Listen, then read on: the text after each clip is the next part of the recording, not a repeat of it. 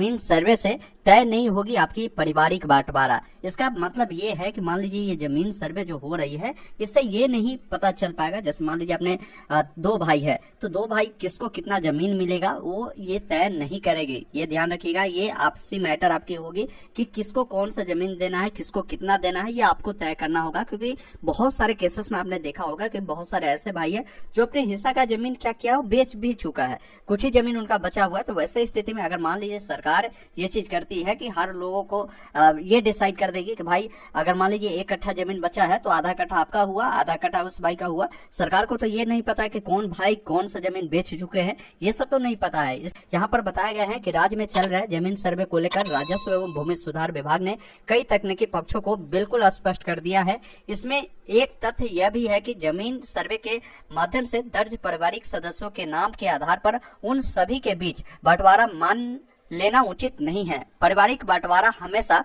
पारिवारिक सदस्यों की आम सहमति से ही हो सकता है।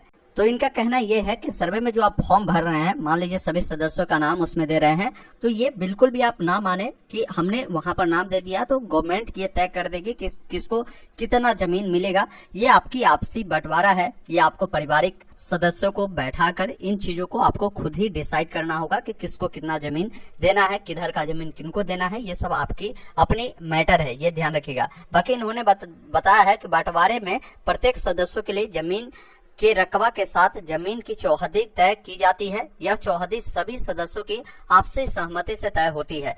ऐसे में यदि परिवार के सभी सदस्य आपसी सहमति से पारिवारिक बंटवारानामा बनाकर यदि जमीन सर्वे के लिए आवेदन देंगे तो यह सर्वे में दर्ज किया जा सकता है।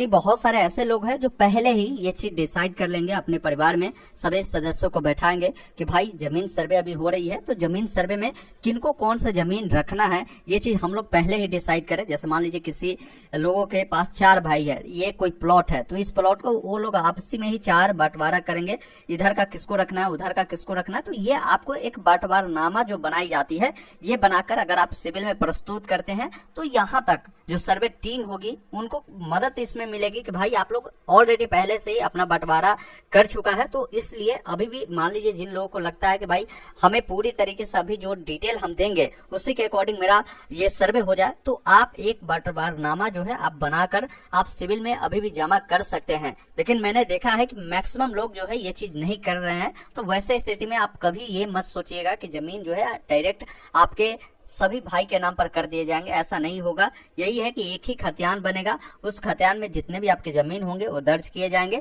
अब उस चीजों को लेकर आप सभी को बाद में भी आप बंटवारानामा बनाकर आप इन चीजों को डिसाइड कर सकते हैं कि किन भाई को कितने देनी है, किधर का किसको रखना है, ये सब आप आपसी बंटवारा में इसे तय कर सकते हैं। आधिकारिक सूत्रों का कहना है कि जमीन सर्वे के माध्यम से खतियानी बनाया जाएगा। ऐसे में आवेदक की वंशावली के आधार पर रैयत का नाम सर्वे में दर्ज किया जाएगा, साथ ही उनके सभी जमीन का जो विवरण है वो भी दर्ज होगा। इससे परिवार की मालिकाना तो तय होगा, लेकिन जमीन के किसी भाग में परिवार के कौन से सदस्य रहेंगे इसका निर्धारण परिवार के आपसी सहमति बंटवारानामा के माध्यम से ही होगा। ये चीज इन्होंने क्लियर बताया। मतलब क्या है कि जो विवरण आप देंगे इससे आपकी खतियान तो बना दी जाएगी, लेकिन ये तय नहीं होगा कि कौन सा जमीन किस भाई को जाएगी। ये सभी आपको आपसी बंटवारानामा जो होता है इसको बनवा कर आपको ये आपसी में बंटवारा करना होगा। साथ ही वीडियो को लाइक शेयर जरूर कर दीजिएगा। यहाँ पर